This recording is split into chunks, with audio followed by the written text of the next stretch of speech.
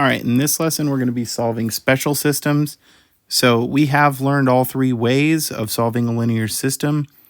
So far, just to recap, first way we learned to solve the linear system was by graphing.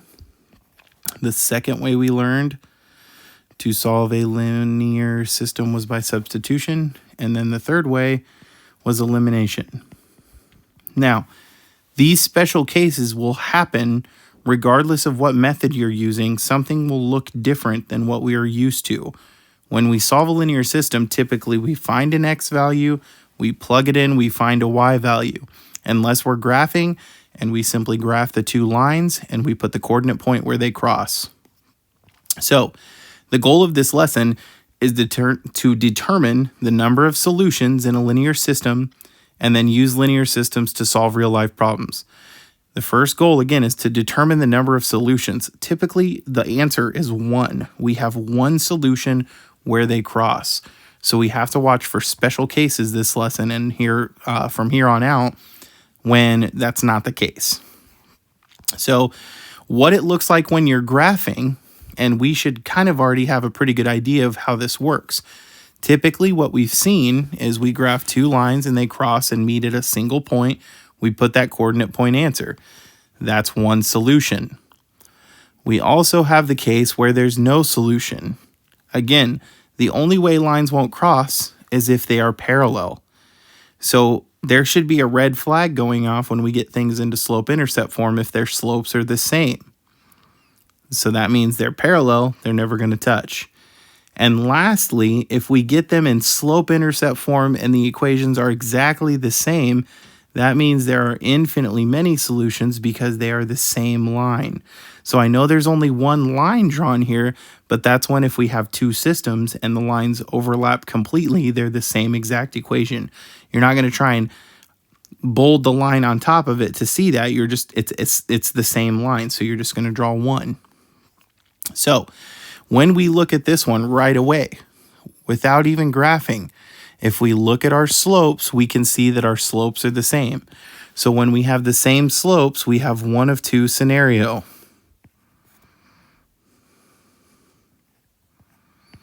Same slope, sorry. When we have the same slope, if the slope are the same but different intercept,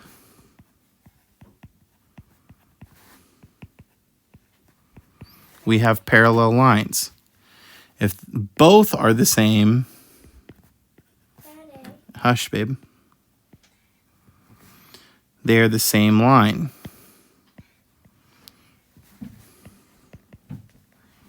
So that's IMS.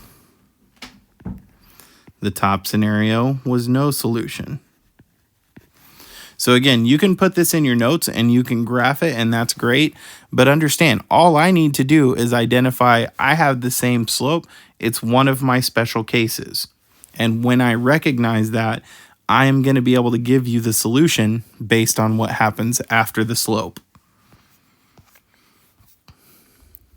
Okay, so again, solve a linear system using a different method here. So in example 2, rather than graphing, it looks like they want us to try and set it up a different way. Let's go ahead and substitute on this one because it looks like this y in the top equation would be pretty easy to isolate. So if I add this 2x to the other side, I have y equals 2x plus 3. So now I can take that value and I can plug it in for y. So I have negative 4x plus 2 times 2x plus 3 equals 6. I can distribute my 2, so I have negative 4x plus 6 equals 6. Now, if you'll notice, negative 4x plus 4x is 0x. In other words, that term goes away, and I'm left with 6 equals 6. So right away, we see something happened. Our variable went away. We are left with 6 equals 6, which is a true statement. When they cancel and result in a true statement, we get IMS, just as before. It's infinitely many solutions.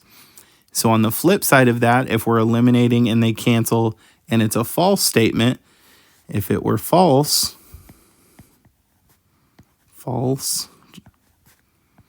it would be no sol. So again, take a moment, solve using elimination or substitution here. If you'd like, you can put them in slope-intercept form. Just know I'm only going to use elimination and substitution on these. Okay, so on number 1, I'm going to subtract my y over. So I'm left with x equals negative y plus 3. And then I'm going to plug that in for x right here.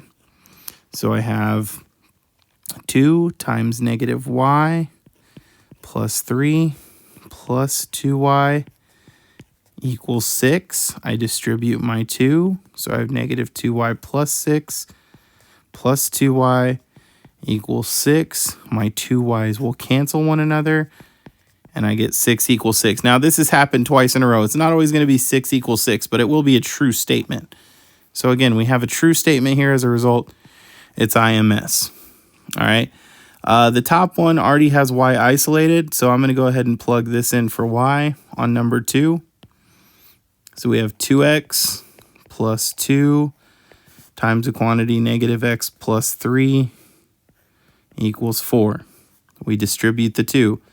So it's 2x minus 2x plus 6 equals 4.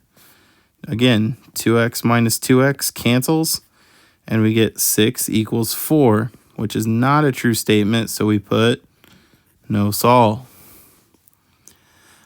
Just for the fun of it, let's make sure that we see an elimination one. So on number 3, what I'm going to do is I'm going to multiply a negative through that top equation. So that's going to make it do this. Negative x minus y equals negative 3. The bottom equation is going to be x plus 2y equals 4. I didn't change it at all. Now you'll notice here, when I go to solve this one, the x's cancel. However, my y's don't. Negative y plus 2y is y. Negative 3 plus 4 is 1. So what happens in this lesson is kids get confused when they get an answer and they don't know what to do from here. Keep in mind, guys, typically we should get an answer. We do the same thing we always do. If we solve and get a solution, take your value, plug it in, and find the other one because you have one solution. So I'm going to take that 1 and I'm going to plug it into the original top equation, x plus 1 equals 3. I'm going to subtract my 1 and I get x equals 2. So my solution is 2, 1. Okay, last one. Again, we have the y isolated. Now, I am going to rewrite this and do this differently just so you can see what happens when we eliminate. So I'm going to add this 10 to the other side. So it's going to be 10x plus y equals 2. And just so that they cancel, I'm going to distribute a negative through the bottom one. So it's going to be negative 10x minus y equals negative 10. So if I add these up, the x's cancel and the y's cancel, and I get negative 8. So I get 0 equals negative 8. That is not a true statement, so we put no sol. It doesn't matter how you solved that.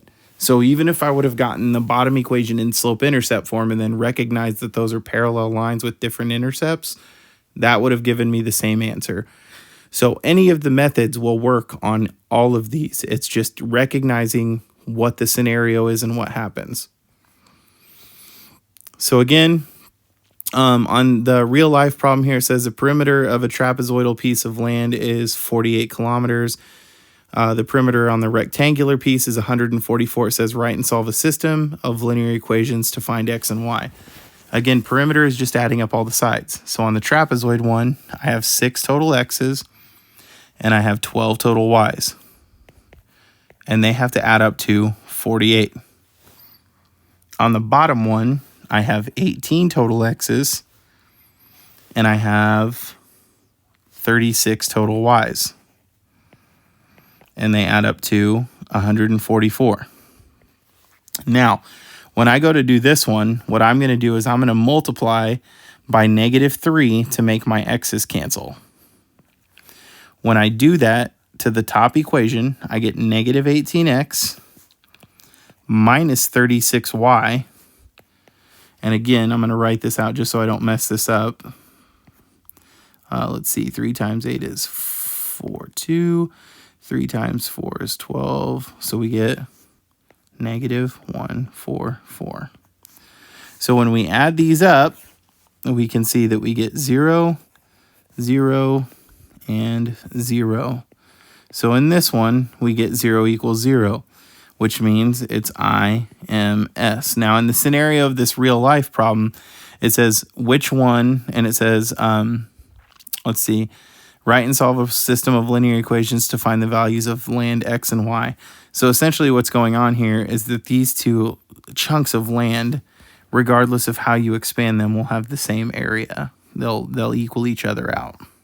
Or not area, perimeter, I'm sorry. Okay, so again, solving special systems, guys, just make sure you understand, we're still solving it the same way. They're called special systems because we have those special cases pop up. IMS and no sol. And keep in mind why they're called special. They don't happen all the time. The norm is still one solution, one coordinate point answer where they cross. It's just we see special cases pop up whenever we have variables. All right, good job, guys. Thanks. Have a good day.